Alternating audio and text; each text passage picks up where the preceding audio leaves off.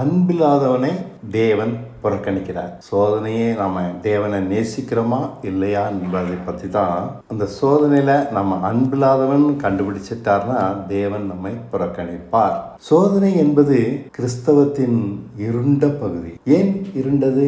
தான் சோதிக்கப்படுவதும் அதில் தோற்பதும் கிறிஸ்தவன் அறிவதில்லை. விசுவாசிக்கிறேன் என சொல்கிற ஒவ்வொருவனுக்கும் சோதனை உண்டு.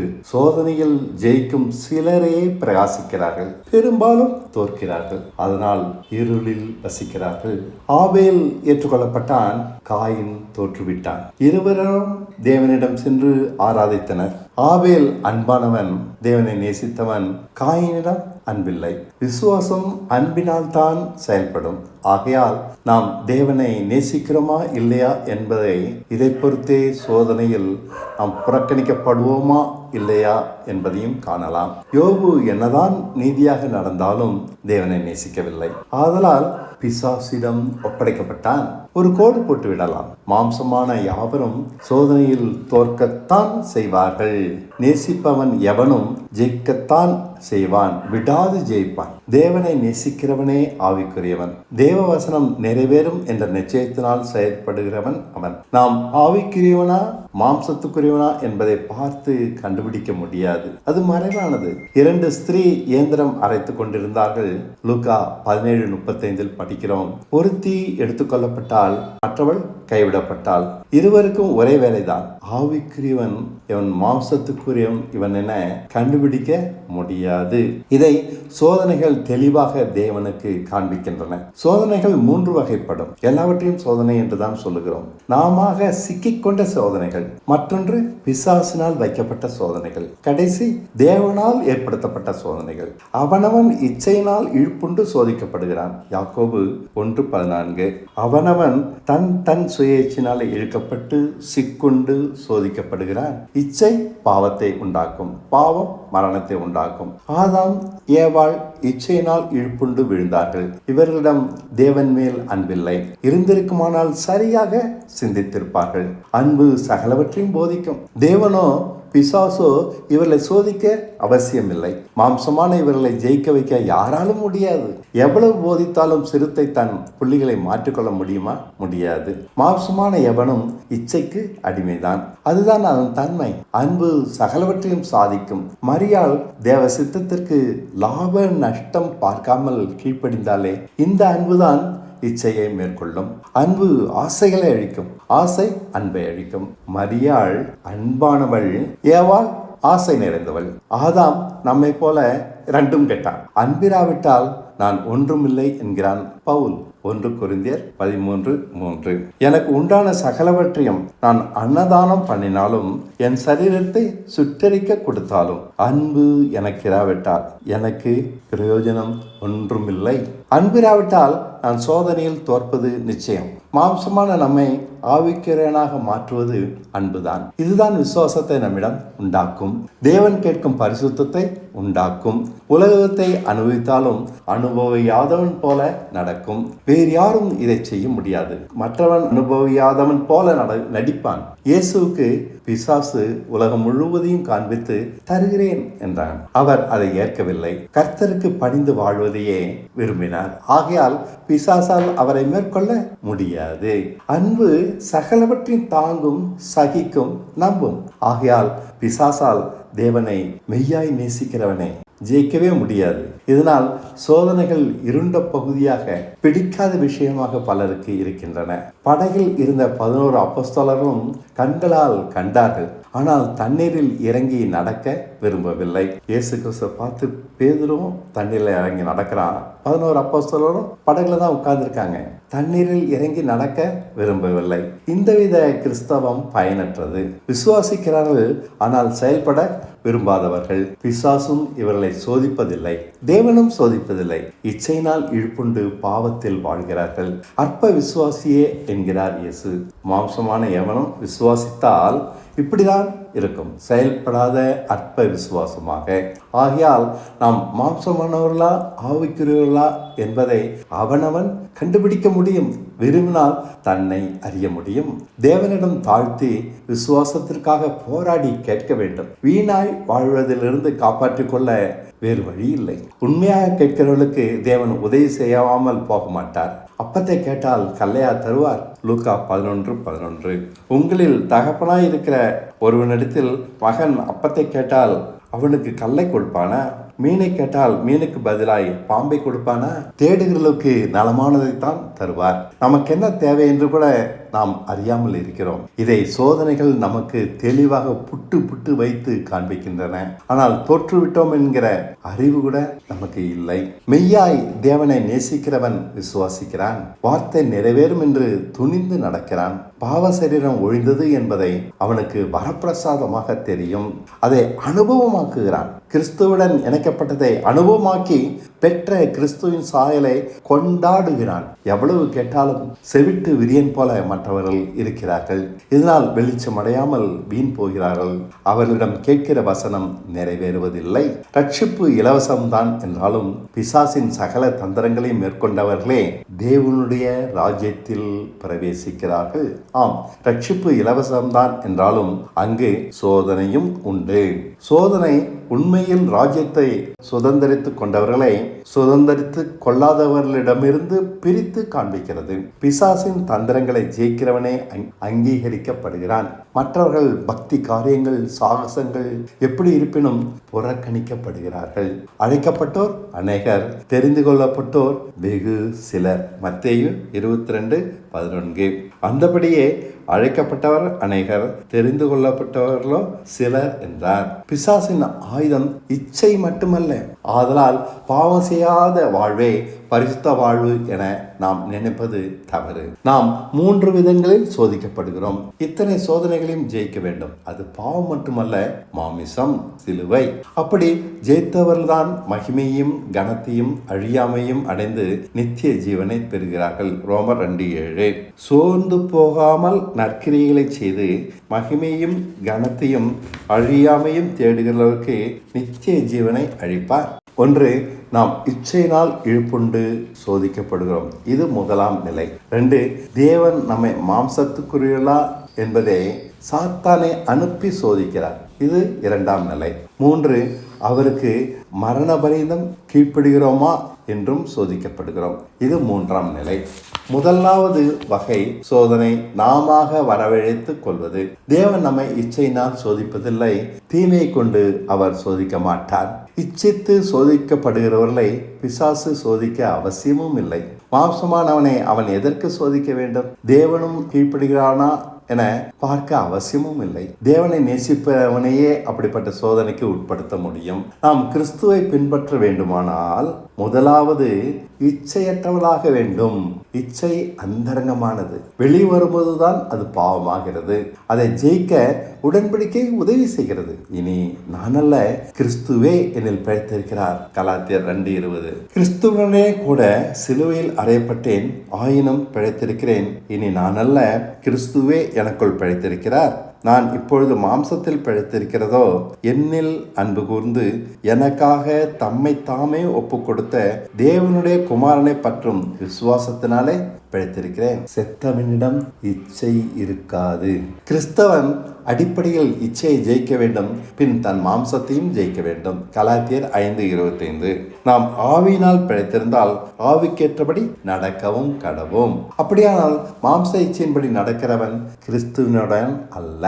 சுயமான சிந்தை எதுவும் இல்லாத அவன்தான் கிறிஸ்தவன். யோபை பார்த்தாயா என்று சாத்தானை பார்த்து தேவன் கேட்டார். அவன் தன்னை சுத்தவானாக காத்து வாழ்ந்தான். அவன் மாம்சத்திற்கு உரியவனே என்கிறான் சாத்தான். நல்ல சூழ்நிலையில் எல்லோரும் நல்லவர்கள் தான். சூழ்நிலையை மாற்றினால் தேவனும் மாற்ற அனுமதி கொடுக்கிறார். யோபு சுயநலக்காரன் தான், மாம்சமானவன் தான் என நிரூபித்து விட்டான். அவனை ஆபிரகாமை போல தேவன் தனக்கு கீழ்ப்படுகிறவனா என்று சோதிக்க வேண்டிய அவசியம் இல்லை. 2ஆம் நிலையிலேயே தோற்று நின்று விடுகிறான். கிறிஸ்துவை பின்பற்றுவது என்பது மூன்றாம் நிலைக்கு, சிலுவை சுமப்பதற்கு உயர்த்துகிறது. தேவசித்தம் எதுவானாலும் கீழ்ப்படிதலுக்கு நாம் உயர வேண்டும். யோபும் ஜெயிக்கிறவன் அல்ல. என்னதான் இச்சைக்கு விலகி நடந்தாலும் சாத்தான் அவனை தோற்கடித்து விட்டான். எனக்கு நன்மை வர வேண்டும் என்று என்னை சுத்தவானாக காக்கிறேனே என்ற சுயநலமான நோக்கம் அவன் தேவனை நேசிப்பவன் அல்ல என்று காட்டியது. தன்னையே நேசிப்பவன் அவனால் விசுவாசித்து சிலுவை சுமக்க முடியாது. நாம் சோதிக்கப்படுவோம். நிச்சயம் சோதிக்கப்படுவதை யாரும் தடுக்க முடியாது. அது அவசியம். நாம் உண்மையிலேயே மாறி இருக்கிறோமா என்று இந்த சோதனைகள் காட்டும். ஆனால் சோதனையில் தோற்றால் புறக்கணிக்கப்படுவோம். தோற்றவர்களே கிறிஸ்தவம் எதிலும் எங்கும் நிறைந்திருக்கிறார்கள். இதனால் தான் பரமண்டல ஜெபம் சொல்கிறது, நாங்கள் சோதனையில் விழ பண்ணாமல் எங்களை தீமையிலிருந்து ரட்சித்துக் கொள்ளும் என்று. நாம் சோதனையை அனுப்பாதிரும் என ஜெபிக்க முடியாது. ஆனால் சோதனையின் போது நாங்கள் விழுந்து விடாதபடி காத்து தீமையிலிருந்து ரட்சித்துக் கொள்ளும் எனலாம். இதனால் நாம் தெரிந்து கொள்வதென, நாம் இச்சையினால் சோதிக்கப்படுவதால் பாவம் செய்து விடுவதில்லை. அதில் விழுந்தால் தான் பாவம் செய்தவர்களாக ஆகிறோம். விழுந்தவர்கள் யாரும் உடன்படிக்கை காக்காததினால்தான் விழுகிறார்கள். அதாவது இனி நான் அல்ல, கிறிஸ்துவே எனக்குள் பிழைத்திருக்கிறார் என்ற உடன்படிக்கை இச்சையை, மாம்சத்தை அழிக்கிறது. இதை காக்காதபடியால் சோதனையில் தோற்கிறோம், மனம் இருளாகிறது. தானியேல் 11:32 படித்து பாருங்கள். உடன்படிக்கைக்கு துரோகியாய் இருக்கிறவர்களை இச்சக பேச்சினாலே கள்ள மார்க்கத்தானாக ஆக்குவான். தங்கள் தேவனை அறிந்திருக்கிற ஜனங்கள் திடங்கொண்டு அதற்கேற்றபடி செய்வார்கள். தேவனை அறிந்திருக்கபடியால் நாம் பாவம் செய்ய வாய்ப்பில்லை. இச்சிக்கக்கூடிய மாம்சம் அழிக்கப்பட்டாயிற்று. ஆனால் அதை விசுவாசியாதபடியால் நம்மிடம் இச்சை வாசம் பண்ணுகிறது. இதற்கு தேவன் காரணர் அல்ல. இப்படிப்பட்டவர்களை அவர் ரட்சிக்க அவசியமும் இல்லை. என்னதான் ஜெபம் பண்ணினாலும் அவர்கள் தேவ கிருபையை விட்டார்கள். அது அவர்கள் பிரச்சனை. உடன்படிக்கை காக்கிறவன் மேல் கிருபை தங்கும். எந்த பாவமும் ஆள முடியாது. அவன் தேவலா சாயலாகிய அழியாமையே சொந்தரிக்கிறான். 1 கொரிந்தியர் 15:53-54. அழிவுள்ளதாகிய இது அழியாமையும் சாவுக்கு இதுவாகிய இது சாவாமையும் தரித்து கொள்ள வேண்டும். அவனுக்குள் தடுமாற்றமில்லை. இயேசு வனாந்தரத்தில் பிசாசினால் சோதிக்கப்பட்டார். அவர் இச்சையினால் ஈர்க்கப்பட்டு சோதிக்கப்படவில்லை, பிசாசினால் சோதிக்கப்பட்டார். உண்மையில் பிசாசு தேவனுடைய ராஜ்யத்தில் குவாலிட்டி இன்ஸ்பெக்டராக பணிபுரிகிறான். பயப்பட வேண்டாம். நாம் மாம்சத்துக்கு உரியவர்களாக இல்லாத பட்சத்தில் அவனால் நம்மை ஒன்றும் செய்ய முடியாது. அப்படியே மாம்சத்துக்கு உரியவர்களாக இருந்தாலும் நம்மை அவன் ஒன்றும் செய்ய மாட்டான். அவனுக்கு அது போதும் தானே. தேவன் தான் நம்மை பரிசுத்தப்படுத்தி தகுதிப்படுத்துகிறவர். அதனால் நாம் மாம்சமானவர்களா இல்லையா என்று அவர் கவலைப்படுகிறார். அப்படி மாம்சமானவர்களா இருந்தால் நம்மை அவர்தான் மாற்ற முடியும். நாம ஆவிக்குரியவர்களாக மாற முடியாது. நாம் அடிப்படையில் சுயநலக்காரர்கள் தான். தேவனை நேசிக்காதவர்கள் தான். கீழானவைகளை நேசிக்கிறவர்கள் தான். ஆனால் இதை புரிந்து கொண்டால் போதும். நம்மை குறித்த பெரிய எண்ணமெல்லாம் அழிய வேண்டும். நாம் மாற அவரிடம் வழி கேட்க வேண்டும். மாம்சமான நாம் மாம்சமானவர்கள் என்று அறிந்திருந்தாலும் அதை பற்றி அலட்சியமாக இருப்பதே கொடுமையிலும் கொடுமை. தேவனை தேடுங்கள் என்கிறார்களே, எப்படி தேடுவது? அவரிடம் விசுவாசிக்க கற்றுக்கொள்வதே தேவனை தேடுவது. விசுவாசத்தை மட்டும் கற்றுக்கொண்டால் சோதனைகளை எல்லாம் ஜெயிக்கும் வழியை கண்டுபிடித்து விடலாம். ஆமாம், எல்லா சோதனைகளையும் நான் சரியாகத்தான் சொல்கிறேன். விசுவாசத்தை கற்றுக்கொண்டால் எல்லா சோதனைகளையும் ஜெயித்து விடலாம். பிரச்சனை என்னவெனில், நாம் நம் தரம் என்னவென்பதையே அறியாமல் இருக்கிறோம். இன்னும் இச்சையினால் ஆளப்பட்டு மாம்சமானவர்களாக இருந்து கொண்டு தேவனை தேடுவதாக சொல்வதுதான் அபத்தம். நம்மை ஆவிக்குரியவர்களாக எண்ணிக்கொள்வதும் தான் அபத்தம். தேவனை எப்படி தேடுவதென்றே நமக்கு தெரியவில்லை. பிசாசை குறித்து மிக தவறான எண்ணம் வைத்திருக்கிறோம். அவன் நம்மை இப்படி செய்ய அப்படி செய்ய தூண்டுகிறான். ஜெபம் பண்ண ஆரம்பித்தால் தூக்கத்தை தருகிறான் என்றெல்லாம் எண்ணி அவனுக்கு அனாவசியமாக மகிமையை செலுத்துகிறோம். அப்படியெல்லாம் அவன் நம்மோடு செய்வதில்லை, செய்ய முடியாது.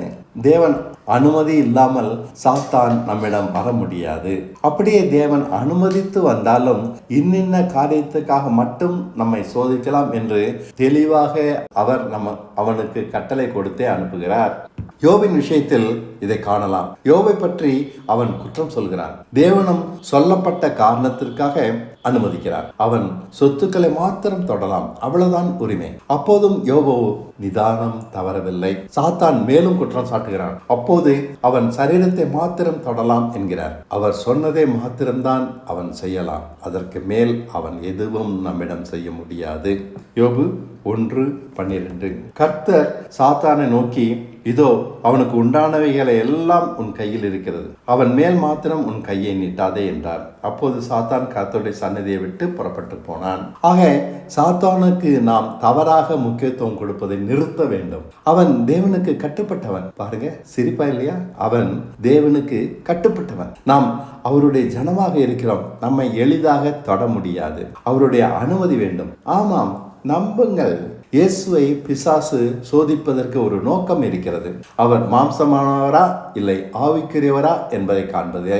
அவர் மாம்சமானவராக இருந்தால் அவர் அவனுடைய சொத்து. வேற வேலை அவனுக்கு அவரிடம் இல்லை. இயேசுவை அவன் சோதித்த விதம் நமக்கு சிறந்த போதனை. அவரை நீ தேவகுமாரனே ஆனால் என்று சொல்லி சொல்லி இதை செய் என்று அவரிடம் சொல்கிறான். பாவங்களை கொண்டு சாத்தான் சோதிக்கவில்லை.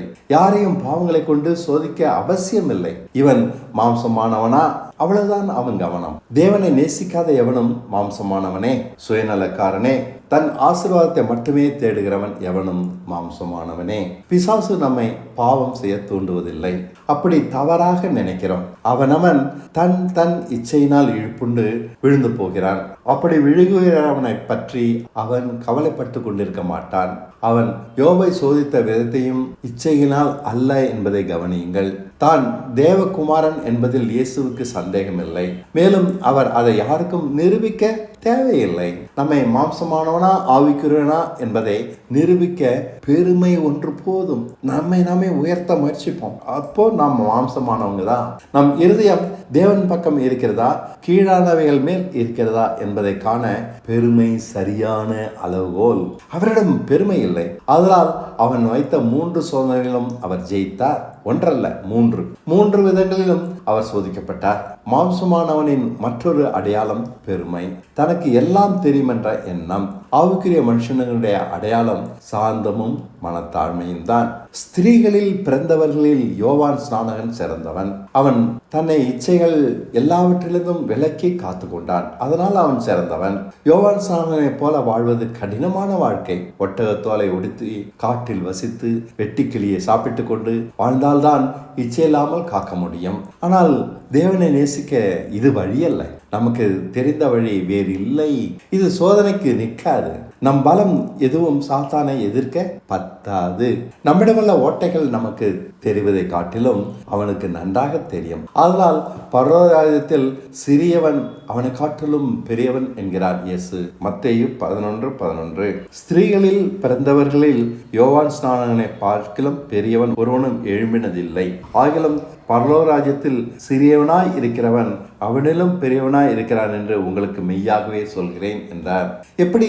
அவன் தேவனால் போதிக்கப்பட்டவன். அவர் கொடுத்த உடன்படிக்கைக்கு விசுவாசமாய் இருந்தால் போதும், நாம் பரலோக ராஜ்யத்தில் சிறுவனாக மாறிவிடுவோம். அது இச்சைகளின் ஆட்சியிலிருந்தும் மாம்சத்தின் பிடிகளிலிருந்தும் மீட்டு சிலுவை சுமந்து தேவனுக்கு பிரியமாக நம்மை மாற்றும்.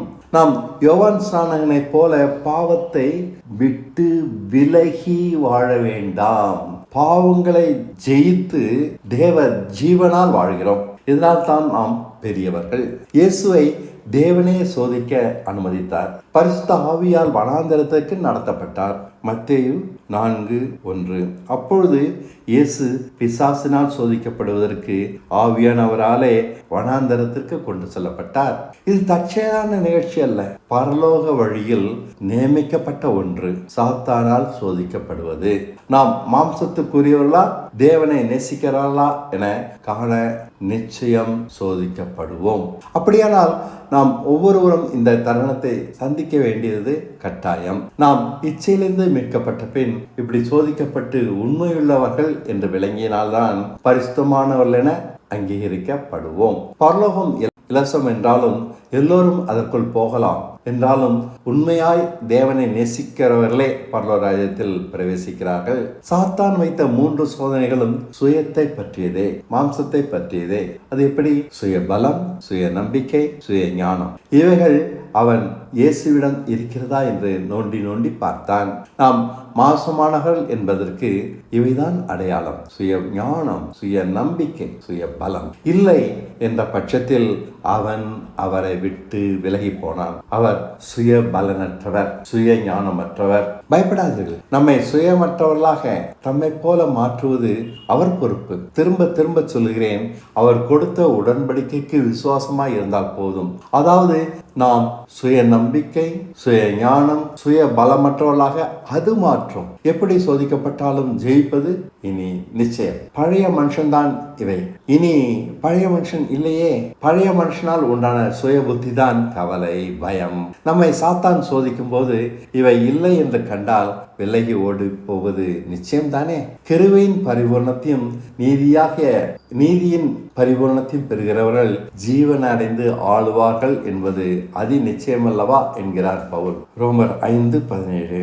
அல்லாமலும் ஒருவனுடைய மீறுதலினாலே அந்த ஒருவன் மூலமாய் மரணம் ஆண்டு கொண்டிருக்க கிருபையின் பரிபூர்ணமும் நீதியாக ஈவின் பரிபூர்ணத்தையும் பெறுகிறவர்கள் இயேசு கிறிஸ்து என்னும் ஒருவராலே ஜீவனடைந்து ஆளுவார்கள் என்பது அதி நிச்சயமே.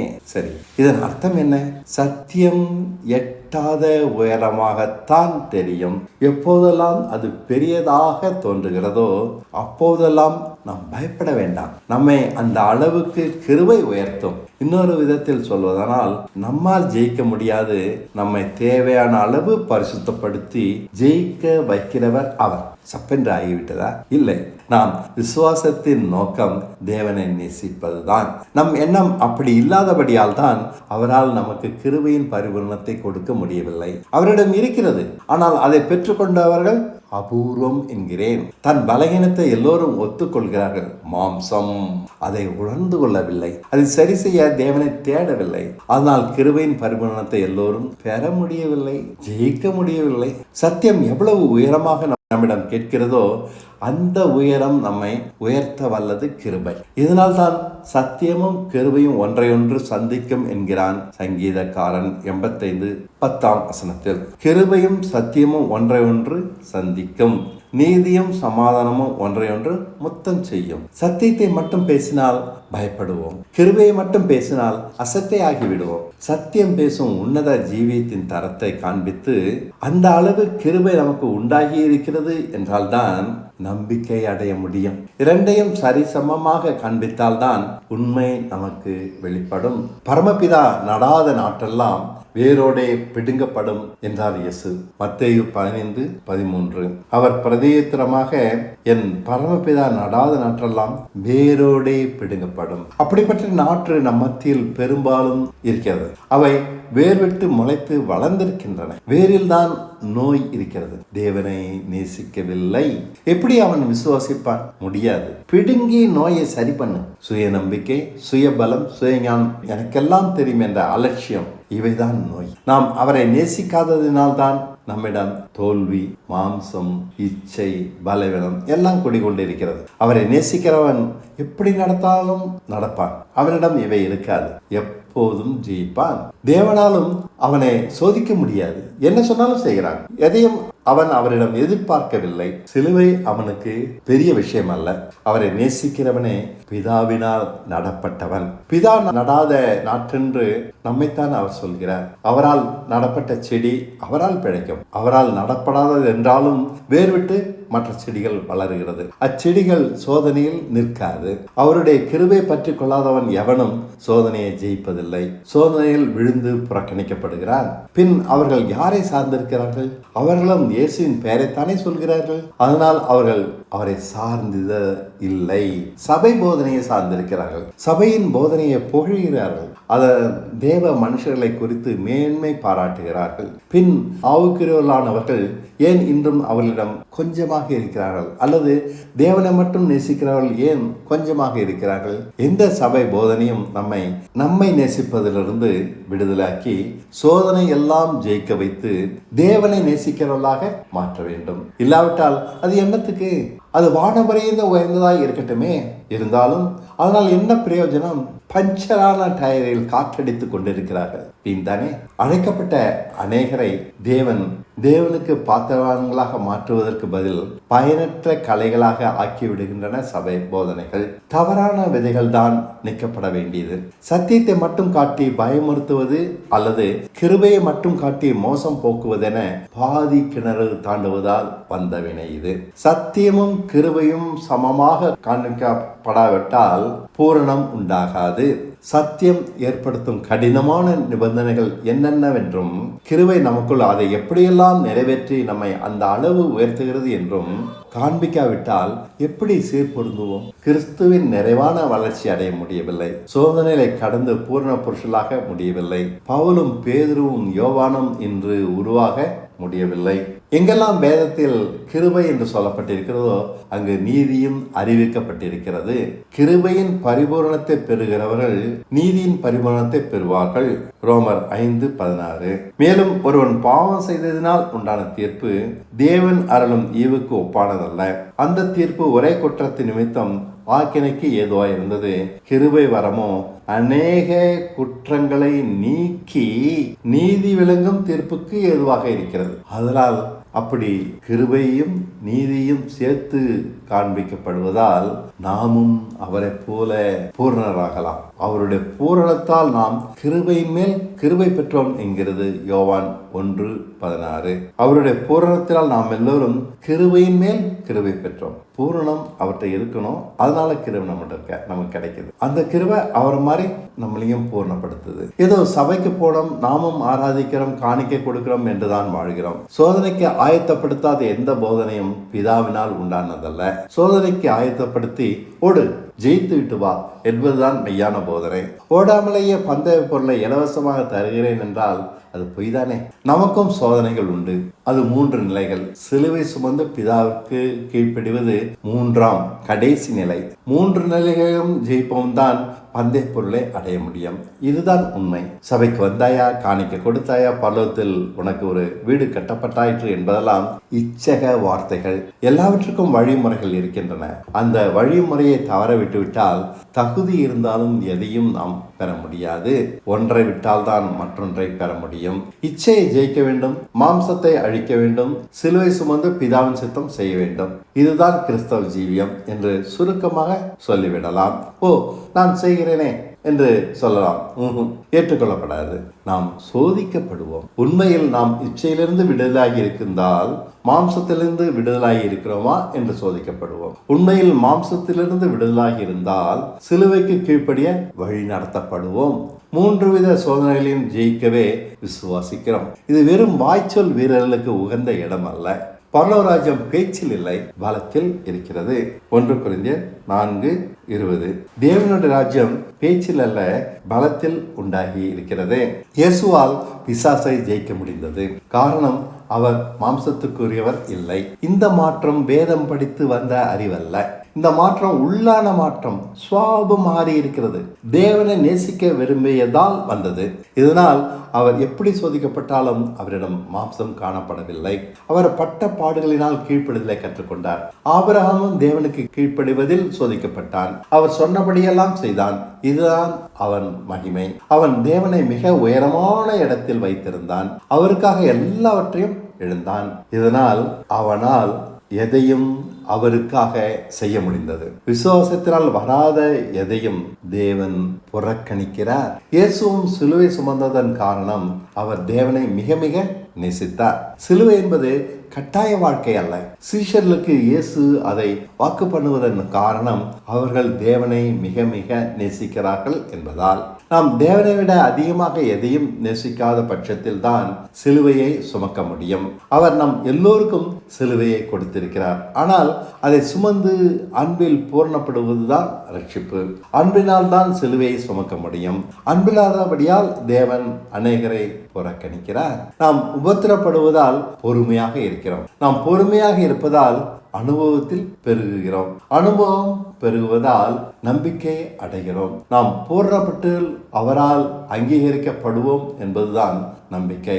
இது தான் நாம் அடையும் உபத்திரவங்கள் நமக்கு கொடுக்கும் நம்பிக்கை.